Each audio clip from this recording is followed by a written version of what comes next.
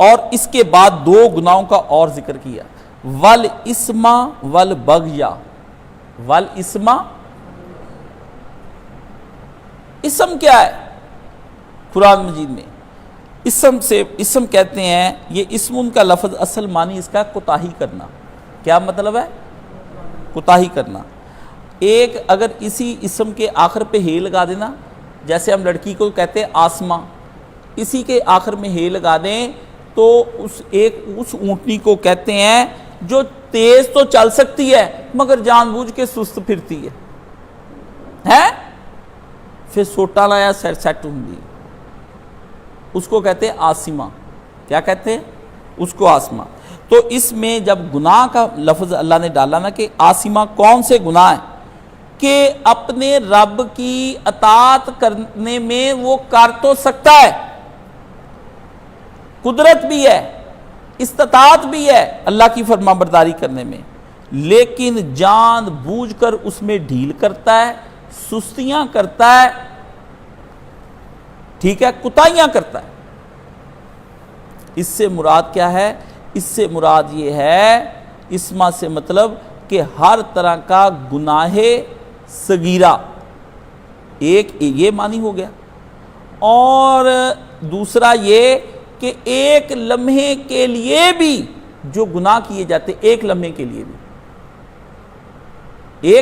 بھی جو گناہ کیے جاتے ہیں ان سے بھی اللہ نے حرام کیا۔ ایک لمحے کا گناہ، ایک لمحے کا گناہ کیا ہے؟ بیٹھا تھا،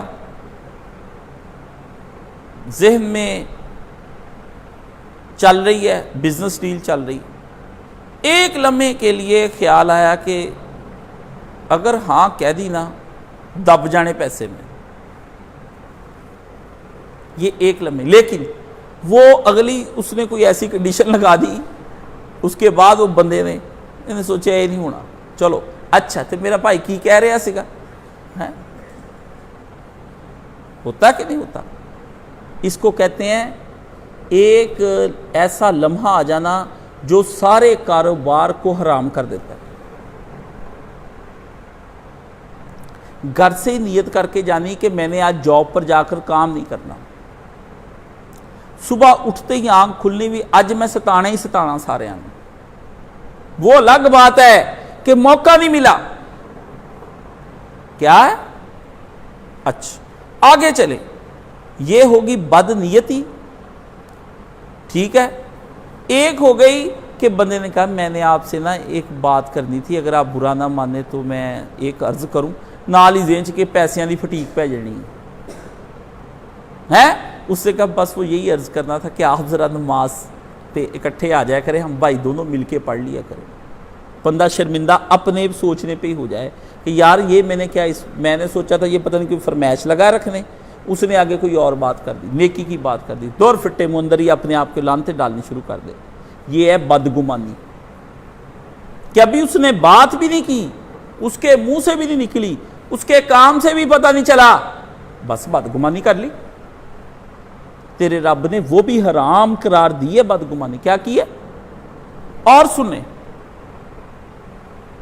بد نظری، دوست کی مامے کی بیٹی باجی کہتا تھا، بس ایک دن تنہائی میں دیکھا اس کو ذرا دوپٹہ سر کا بد نظری ہو گئی،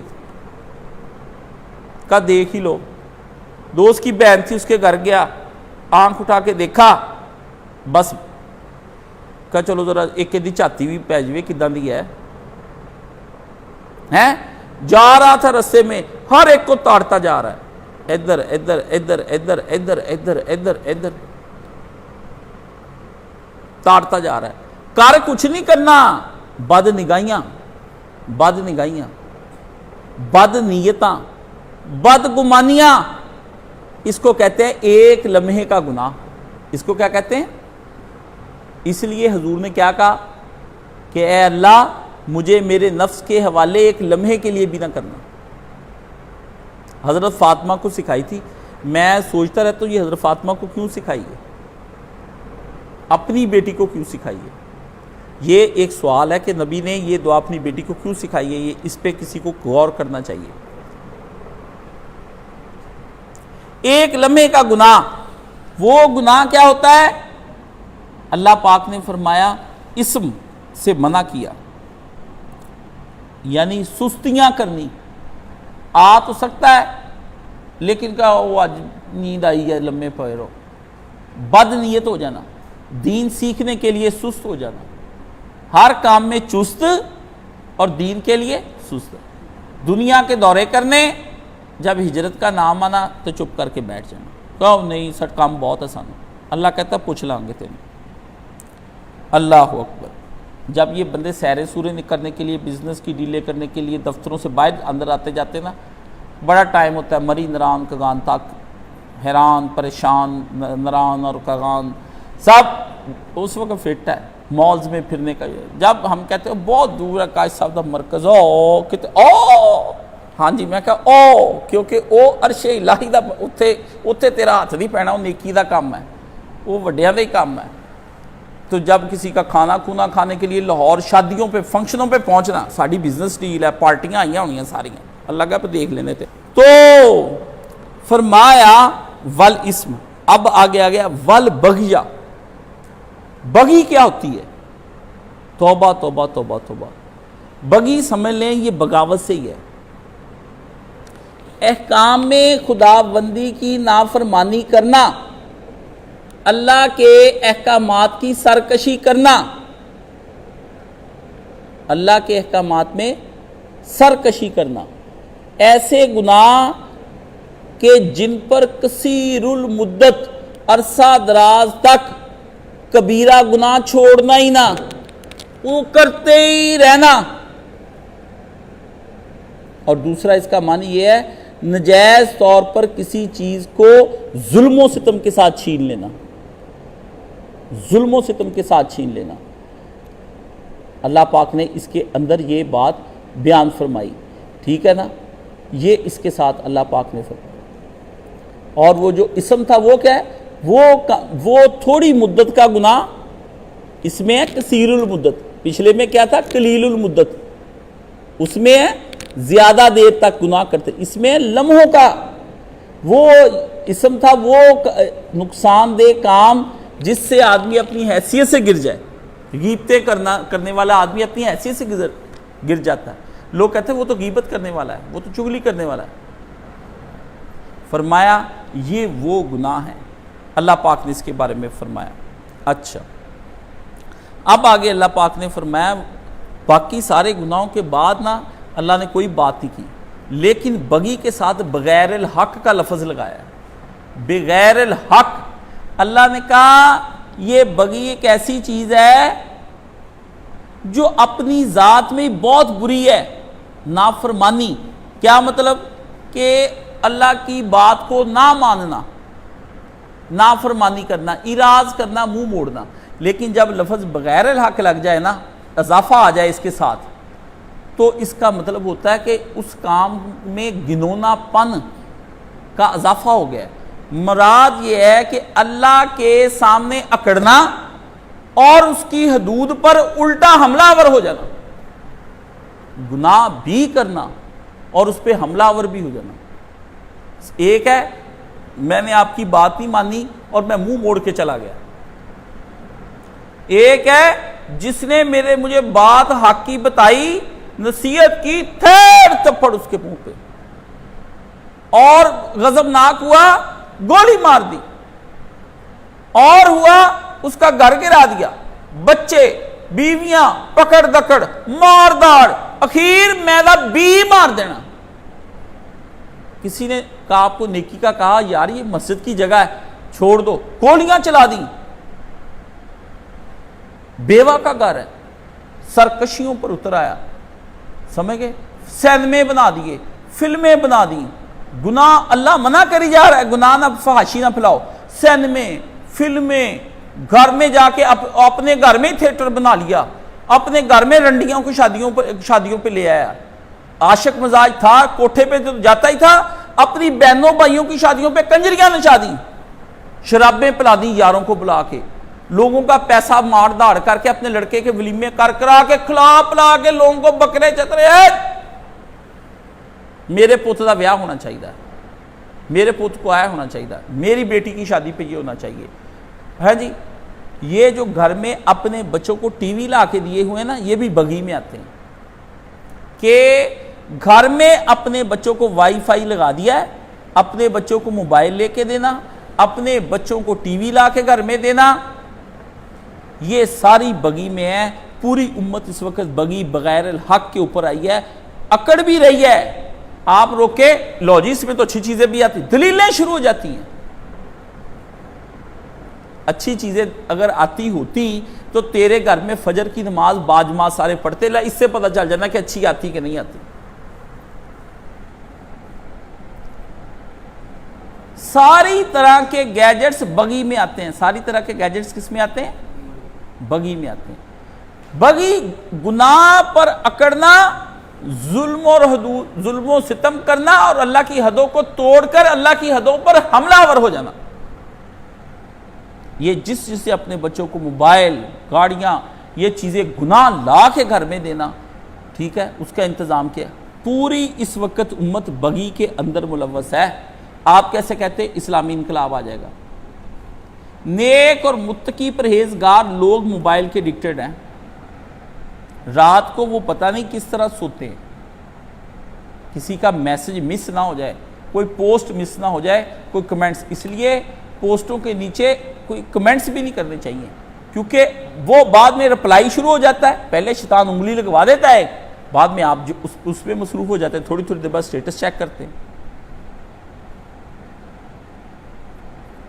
پھر فرمایا اللہ پاک نے کہ ان تشرکو، یہ جو اللہ پاک نے اس کے اندر بیان فرمایا 26 میں، یہ باغی کیا کرتا ہے؟ اپنی حد سے تجاوز کر جاتا ہے اور ایسی جگہ پر جا کے قدم رکھتا ہے. بغی جو ہوتا ہے جو اس کا حق نہیں ہوتا.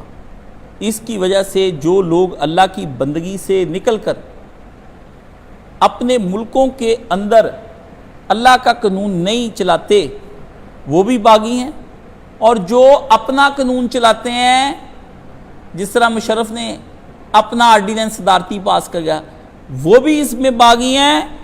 جو بندے اس پہ راضی ہیں وہ بھی باغی ہیں، اور جو ان کے حقوق مارتے ہیں وہ بھی باغی ہیں. یہ اللہ پاک نے اس کے اندر بیان کیا. سمجھ آ گئی؟ یہ اس لیے اس کے اوپر میں نے آپ کو کہا. اچھا، وَأَن تُشْرِكُوا بِاللَّهِ، اور یہ کہ اللہ کے ساتھ تم کوئی، اللہ نے سارے گناہ بیان کرنے کے بعد شرک الگ پھر بیان کیا، فواحش وغیرہ بیان کیے. اللہ نے کہا شرک کا بیان جدا ہونا ہے. شرک ہی ان سارے فواحش کو جنم دیتا ہے.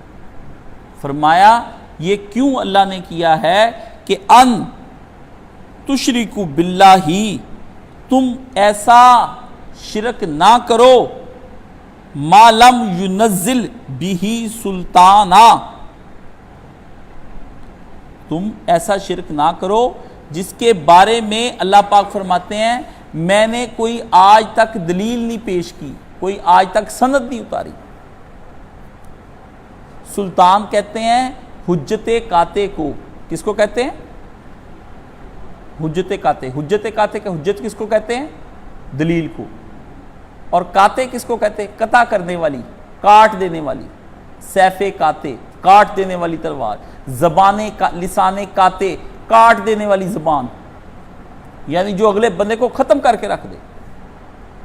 حجت قاطع، ایسی حجت جو بات ختم کر دینے والی ہے، ایسی دلیل جو بات ہی ختم کر دے کہ لیف آخری دلیل ہے، لگ گئی ہوں تے مور تے ہوں نہیں ہونا ہے. اللہ نے فرمایا کوئی ہے تمہارے پاس ایسی دلیل کہ تم شرک کرتے ہو؟ تم شرک کرتے ہو؟ کوئی دلیل تمہارے پاس ایسی ہے جس سے اللہ کا یہ نظام عقل و فطرت اور پورا نظام عدل و قسط جس کا پیچھے بیان ہوا ہے، فرمایا سارا اکھڑ جائے گا اگر کوئی دلیل تمہارے پاس ہو.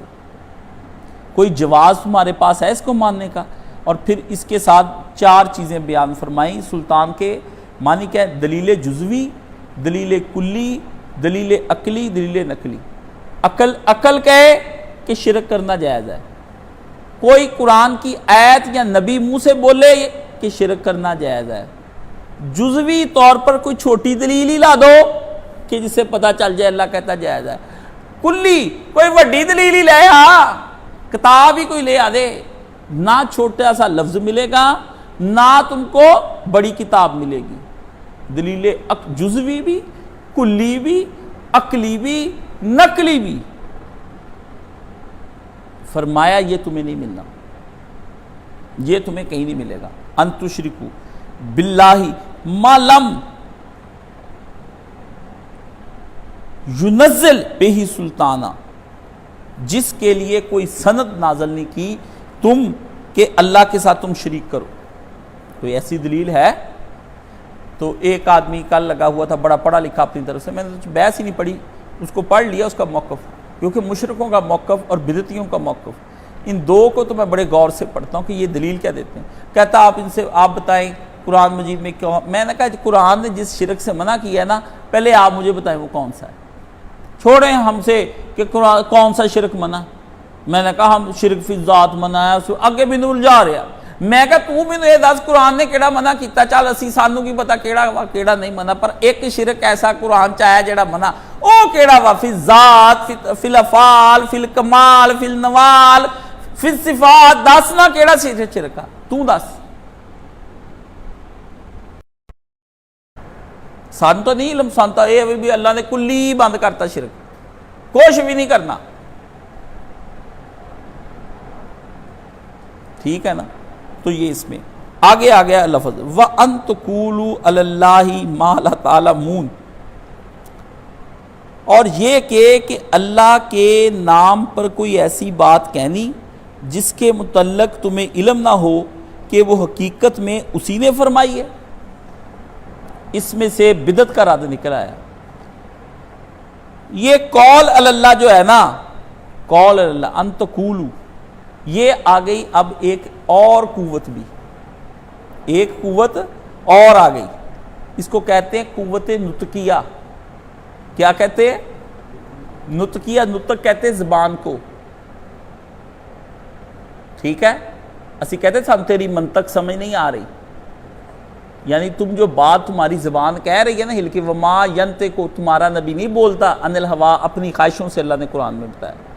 نطق یہ قوت گویائی، قوت گویائی، بولنے کی قوت، وہ گویا ہوا، وہ بولا. ایک گویا اور معنی میں ایک یہ ہے نطق. فرمایا یہ جو نطق ہے نا، ان تقولوا، اللہ کہتا ہے اپنی زبان تو بچ. اس قوت کا صبح سارے جتنے 360 جوڑ ہیں جسم کے، صبح اس زبان کے آگے ہاتھ کھڑے اٹھتے ہی کہتے ہیں تو چپ رہی، تیری وجہ تو سارے گناہ اسی کرنے ہیں. یہ تولے بھر کی زبان ہے جو پوری دنیا میں تباہی مچا رہی ہے. تولے بھر کی زبان ہے. ان تقولوا سارا رفڑ اس کا ہے. قوت نطق، قوت نطقیہ، اللہ نے کہا اس کو زبان کو قابو میں رکھ شرک کی دلیل دینے سے پہلے. اس قوت نطقیہ کے جو رذائل ہیں وہ کیا ہے؟ غیبت، چغلی، چوری، بدگمانی پھیلانا، جھوٹ پھیلانا، تفرقہ پیدا کرنا، افواہیں اڑانا، جھوٹے تبصرے، جھوٹے الزام، جھوٹے بہتان، جھوٹی تہمتیں، جھوٹے قذف، باتوں کا ہیر پھیر، لفظ اوپر نیچے، عددوں کا ہیر پھیر بھی اسی سے کرتا ہے، حرفوں کا ہیر پھیر بھی اسی سے کرتا ہے، عددوں کا بھی ہیر پھیر اسی سے کرتا ہے، جذبات کا بھی ہیر پھیر اسی سے کرتا ہے.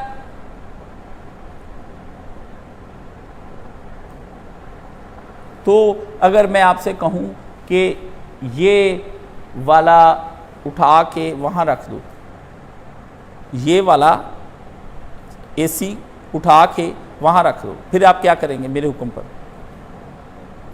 اور مانیں گے کہ نہیں کہ استاد جی نے کہا ہے؟ تو یہ کس کی طاقت ہے؟ میری زبان کی طاقت ہے کہ اس نے اتنا وزنی چیز اٹھوا دی، ہلی ایسے ہے، اتنی طاقتور ہے.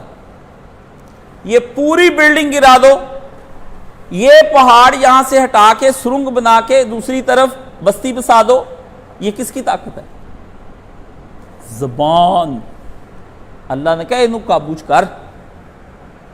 فرمایا قول اللہ سے مراد ہے اللہ پر جھوٹ باندھنا، اپنی خواہشوں کی پیروی میں بدعتیں ایجاد کرنا، آپ پہ ہی جو اللہ نے نیکی کے کام نہیں دیے وہ کرنے. اللہ نے اپنے خود ہی حرام احرام حلال اکرلا، اللہ نے کہا حلال حرام تم نہیں ٹھہرا سکتے. یہ اللہ، کیونکہ یہ اللہ ہے. اپنی من مانی کی شریعت تصنیف کرنا اور کرنے کے بعد یہاں تک نہ رہنا، اس کو اللہ کی طرف منسوب کر دینا.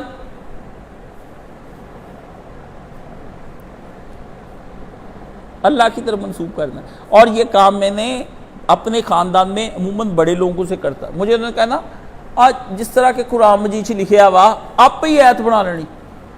میں کہ یہ کتوں آ گئی قرآن مجید کی ایت؟ ایک دن میں کہتے جدا کہ تو کہنا ہونا. میں کہا میں نہیں کدی بھی کہ اپنے کولوں نہ بناؤ، اتنے ہی رکھو گل نو. وہ نا اپنی بات کو وزن دینے کے لیے اگلی کی طرف منسوب جھوٹی بات کر کے اس کو بڑھانے کے لیے نا بھی یہ نہ بولے کیوں، یہ نہ بولے. یہ چکر ہے، بندے ہٹتے نہیں ہیں. میں تو قرآن پڑھنے کے بعد پتہ نہیں آپ نے ان برائیوں پہ غور کیا ہے، میں نے قرآن پڑھنے کے بعد برائیوں کو غور کرتا ہوں کہ میں نے کون کون سی کی ہیں، لوگ کون کون سی برائیاں کرتے ہیں. یہ مہارت ہے مجھے، یہ قرآن مہارتیں دیتا ہے.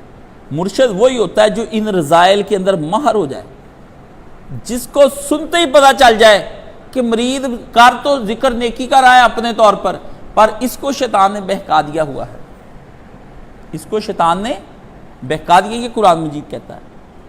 اللہ اس کے بارے میں، اس لیے یہ بدعت کا اللہ پاک نے اس کے اندر رد کیا ہے کہ تمہیں صرف نبی کی پیروی کرنی ہے، اپنی من مانی شریعت کی پیروی نہیں کرنی، خود ہی بنا کے اس کو اللہ کی طرف نہیں جوڑنا. اور دے اللہ دے رات نظر نیاز کوئی نہیں، اللہ راضی ہوئے گا. اللہ نے کب کہا کہ اس طرح کی نظر نیاز سے میں راضی ہوتا ہوں؟ دکھاؤ کہاں ہے مجھے. ہاں جی، نیکی کے کام میں اپنی طرف سے جوڑ نہیں لگ سکتا. 4 کی 5 رکھتے ہیں، پڑھ ہی رہے 5 ہی ہیں، 4 کی 5 رکھتے نہیں پڑھی جا سکتی. نیکی جب برائی نیکی کے کام میں جوڑ نہیں لگ سکتا تو برائی کس طرح کر سکتا ہے بندہ؟ نیکی کے کام میں من مرضی نہیں ہو سکتی تو باقی گناہ کدھر من مرضی کی اجازت ہوگی جی. اس لیے اللہ پاک نے کہا ہے ان تقولوا علی اللہ، تم اللہ پر کوئی بہتان نہ باندھو. یعنی کیا کہ رضائل قوت نطقیہ کیا ہو گیا؟ قوت نطقیہ. پہلے کتنے رضائل تھے؟ 2 نہیں کے لیے لگائی. بہیمیہ کا لفظ اس لیے لگایا کہ سمجھ آ جائے کہ یہ شہوانیہ کے اندر حیوانیت والی باتیں آ گئی، سبیہ کے اندر وہ باتیں ہوں گی جس میں درندگی والی باتیں ہوں گی، وہ اس کی وضاحت کے لیے لگی ہیں. تو 4 رضائل کا آج میں ذکر کیا. کون کون سے؟ بہیمیہ، وہمیہ، غضبیہ، نطقیہ. اور ان کے مقابلے میں کون سی فضیلت ہے؟ عقلیہ. اس کے ساتھ ملکیہ کا اضافہ میں نے کیا ہے. کون سی؟ آپ کے پاس خوبی کون سی اللہ نے دی ہے؟ افلا ما تعقلون. کیا اللہ نے کہا ہے تم عقل نہیں کرتے؟ اس کا مطلب عقل کوئی خوبی ہے، کوئی شے ہے. تم عقل سے کام کیوں؟ اس کا مطلب وہ عقل کوئی کام والی چیز ہے. اس کا مطلب ہے کہ عقل ورتنے سے بندے کو خیر اور شر کی پہچان آ جاتی ہے. سمجھ رہے ہیں؟ میں آپ سے کہتا ہوں یہ مشین میں نے آپ کو دے دی ہے، آپ اس کے اندر نوٹ رکھی جائیں، یہ بتاتی جائے گی یہ جعلی ہے، یہ اصلی ہے، یہ جعلی ہے، یہ اصلی ہے، یہ جعلی ہے، یہ اصلی ہے. تو مشین پھر کیا ہوئی؟ کام کی شے ہے کہ نہیں ہے؟ لیکن اس عقل پہ پردہ تب پڑتا ہے جب بندہ اپنی خواہشات نفسانی پر چڑھ جاتا ہے، پھر یہ عقل بھی کام نہیں کرتی. پھر یہ عقل تسی او دے اپنی عقل دے اتے نوٹ وچ رکھن دی بجائے او دے اتے کچھ ہور شے رکھ لئی. ہاں جی، کولر چک کے تے رکھ دیو، یہ دیکھنا کہ اصلی ہے کہ نقلی. سبحان اللہ. کولر چیک کرنے کے لیے وہی آتی پھر عقل کو تیز کرنے کے لیے. وڈی شے وڈیاں چیزاں چیک کرنا سے، بریک بریک چیزیں پھر وہی لے کر آتی ہے آ کے وہ بتاتی بندے کو. اب یہاں پر اللہ نے فرمایا ما لا تعلمون، جس کے مطابق تمہیں کوئی علم بھی نہیں ہوتا، بس ایسے ہی اللہ کے ساتھ وہ بات کو نسبت دے کے جوڑ دیتے ہو. پھر آگے فرمایا ہر قوم کے لیے ایک مدت مقرر ہے، پھر جب اس قوم کی مدت آ جاتی ہے تو گھڑی بھر کی بھی تاخیر اور تقدیم نہیں ہوتی. یہ اللہ نے آخر میں پورے جرم بتانے کے بعد ایک ڈراوا دیا ہے. کیا دیا ہے؟ کہ بندے کانپ جائیں. اللہ پاک نے یہاں پر جو لفظ استعمال ہوا ہے نا امتن، یہ امت جو ہے لفظ یہاں گروہ کے لیے استعمال کس کے لیے ہوا ہے؟ اللہ نے فرمایا قریش کو اللہ پاک نے دمکایا تھوڑا سا یہ ساری چیزیں بیان کرنے کے بعد، یاد دہانی کرائی آخرت کی. اللہ پاک نے اس کے اندر یہ بیان فرمایا قریش کو بھی اور ہم سب کو بھی. اللہ نے فرمایا یہ جو تم ساری شرارتیں نبی کے خلاف شروع کر رکھی ہیں نا تم نے، یہ جو تمہاری پکڑ نہیں ہو رہی، تمہیں پتہ یہ کیوں نہیں ہو رہی؟ میں کوئی مجبور اور بے کس نہیں ہوں. میں نے ایک قانون بنایا ہوا ہے اور ایمانی. کون سا؟ اخلاقی اور ایمانی. جب کوئی امت ایمانی لحاظ سے اس کو زوال ہو جاتا ہے تو سمجھ لو کہ اس کا گناہوں کا گلاس شریف بھر گیا ہے، اب گرنے لگ گئے گناہ ہیں، اب گرنے لگ گئے گناہ. ایک ہے گلاس بھر جانا پانی کا، ایک اتنا پانی ڈالی جاؤ کہ پانی گرنا شروع ہو جائے. فرمایا جب اس کا پیمانہ کس کو کہتے ہیں؟ پیالے کو. فرمایا جب وہ پیالہ گناہوں کا بھر جاتا ہے اور اتنا بڑھ جائے کہ گناہ نیچے گر گر کے دوسری امتوں کو بھی تباہ کرنے لگ جائیں، دوسرے گروہوں کو بھی تباہ کرنے لگ جائیں، فرمایا ہم اس کا پھر اس کی کشتی کو ڈبو دیتے ہیں، غرق کر دیتے ہیں. اور یہ اس بات کا علم صرف تیرے اللہ کے پاس ہے کہ کب ملتیں، قومیں اور ملک اللہ تعالیٰ نے فنا کرنے ہیں. یہ اللہ کو پتہ ہے کہ کب ان کا ایمانی زوال آتا ہے اور کب تک انہوں نے دنیا کے اوپر رہنا ہے. کسی قوم میں جب رسول آ جائے اور اس کو وہ رسولوں کی تکذیب کریں تو اللہ تعالیٰ پھر اس کو تباہ و برباد کر کے رکھ دیتا ہے.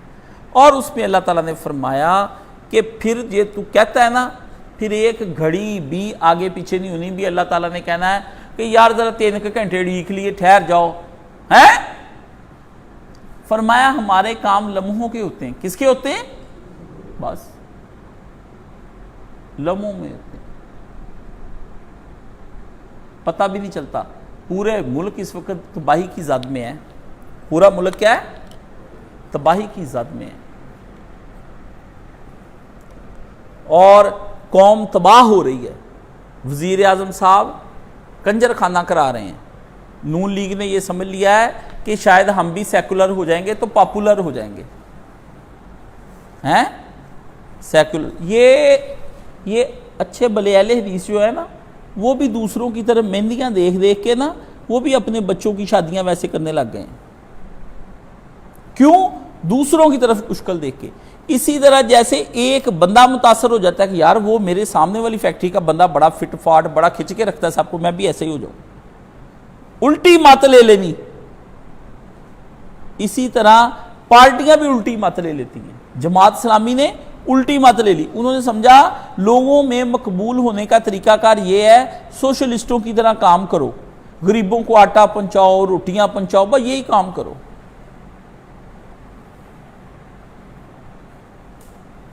ٹھیک ہے، وہ ادھر ہو گئی. مقبول ہونے کے عوامی طریقے یہی ہیں کہ نعرے یہ وہ ترانے پڑھو ہیں جی.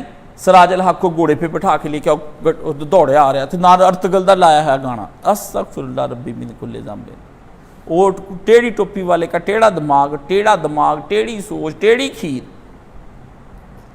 بری مت نہ اللہ نے کہا لو، کسی دا منہ لال دیکھ کے اپنے منہ پہ تھپڑ مار مار کے لال نہ کرو بھی وہ یہ کرتا ہے میں نے یہ کرنا ہے.